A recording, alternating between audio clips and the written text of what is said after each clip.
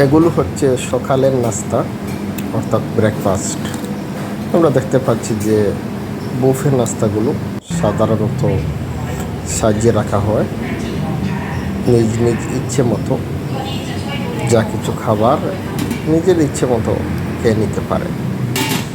প্রথমে প্লেট নিতে হবে, তারপর ইচ্ছে মতো যে খাবারটি আপনার পছন্দ তা নিতে পারেন।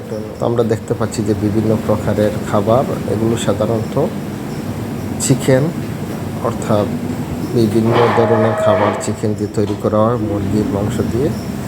সালাদ আছে, আরও বিভিন্ন প্রকারের খাবার আছে, ইচ্ছে মতো খেতে পারেন। পোলাও আছে, তাছাড়া পাস্তা আছে, পাস্তা বা নুডলসও আছে, আরও অনেক কিছু আছে, ফল আছে, টি, কফি, সব কিছু আছে আমরা দেখতে পাচ্ছি। অর্থাৎ নিজের ইচ্ছে মতো খেতে হবে, নিজে থেকে তৈরি করে খেতে হবে। এগুলো সাধারণত ব্রেড, আমেরিকান ব্রেকফাস্ট যেগুলো, তো ব্রেড আছে, জেলি আছে, আরও বিভিন্ন রকমের মিল্ক আছে।